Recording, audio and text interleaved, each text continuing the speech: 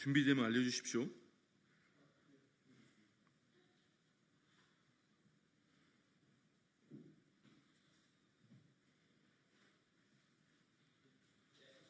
네, 알겠습니다.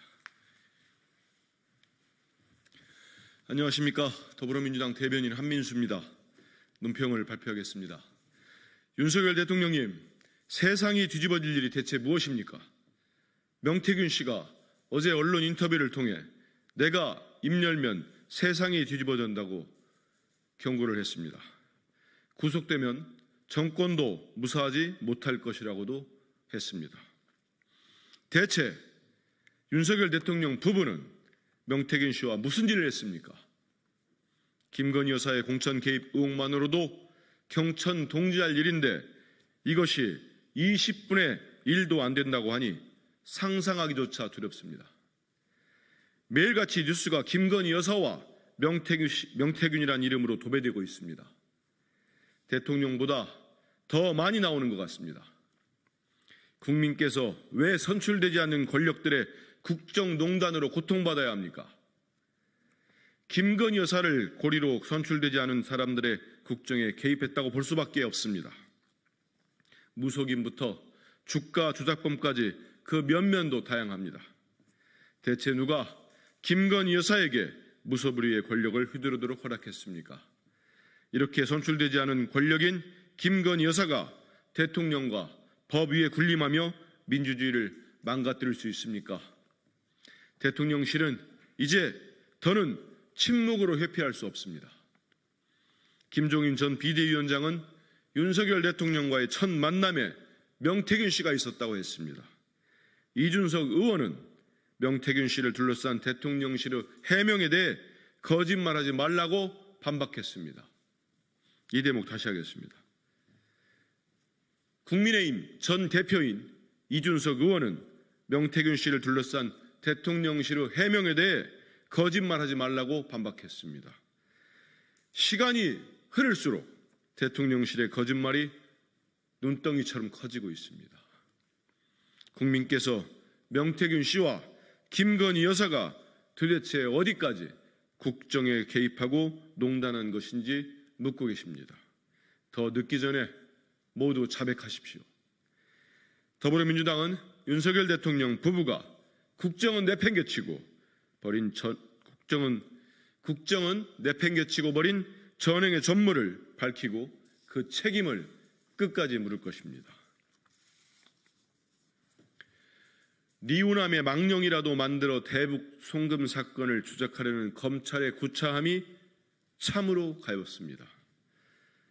지난 8일 국회 외교통일위원회 국정감사에서 대북 송금 사건이 이재명 대표를 향한 정치검찰의 비열한 조작임을 입증하는 중요 증언과 정부 자료가 나왔습니다.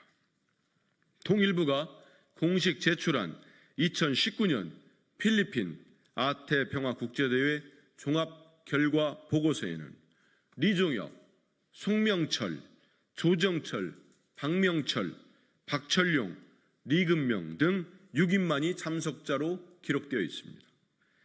또한 해당 자료에는 북한 대표단의 도착부터 세부 일정 및 접촉 대상이 상세하게 담겨 있습니다. 리우람이라는 이름은 어디에도 없습니다. 심지어 해당 보고서의 작성자인 통일부 공무원이 국정감사장에 직접 출석해 보고서의 진위와 해당 행사의 리우남은 배석하지 않았다는 사실을 확인해 줬습니다.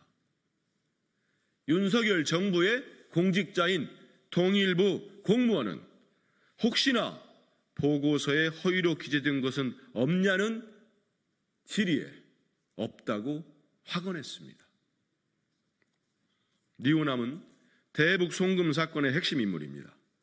김성태 쌍방울 회장이 검찰 피의자 신문에서 2019년 필리핀 국제대회에서 리우남에게 70만 달러를 전달했다고 주장했기 때문입니다.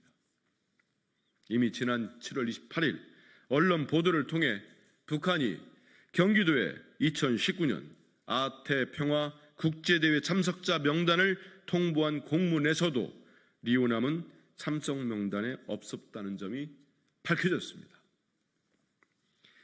이에 대해 실제 행사에 참석하고 보고서까지 작성한 공무원들이 리오남은 없었고 통일부의 공식 문건의 진위 여부까지 확인해 줬습니다. 처음부터 김성태 회장의 진술만 가지고 쌓아올린 대북 송금 사건 공소 사실은 이제 사실로서의 가치를 완전히 상실했습니다. 리오남의 망령이라도 만들어 대북 송금 사건을 조작하려는 검찰의 구차함이 참으로 가엾습니다. 모든 증거와 증언이 2019년 필리핀 아태평화국제대회에 리오남이 없었음을 말하고 있습니다. 이제 검찰은 주장이 아닌 증거를 제시할 때입니다. 그렇지 않다면 국민이 부여한 국가 공권력을 제멋대로 휘두른 죗값을 톡톡히 치르게 될 것입니다. 제578돌 한글날을 축하하며 윤석열 대통령께 당부합니다. 제578돌을 맞이한 한글날을 기념하며 세종대왕의 애민정신을 되새겨봅니다. 세종대왕은 백성을 사랑한 임금으로 기억될 정도로 백성의 삶에 관심이 많았던 왕이었습니다.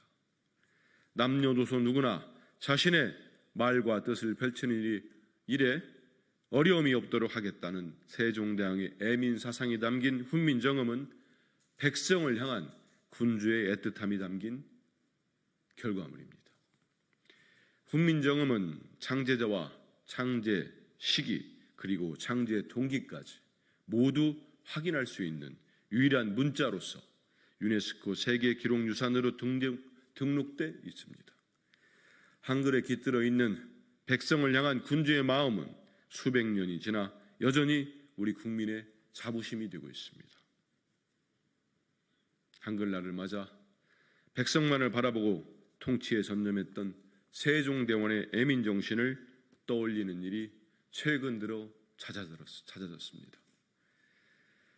한글날을 맞아 윤석열 대통령께 진심을 다함아 당부합니다. 2024년 대한민국은 민주공화국이지 왕정국가가 아닙니다. 윤석열 대통령이 이제 그만 김건희 여사로 인한 국정의 혼란을 다잡고 공과 사를 구분할 수 있기를 간절히 바랍니다. 윤석열 대통령은 명심하십시오. 대한민국의 주인은 윤석열 대통령 부부가 아닌 대한민국의 국민입니다.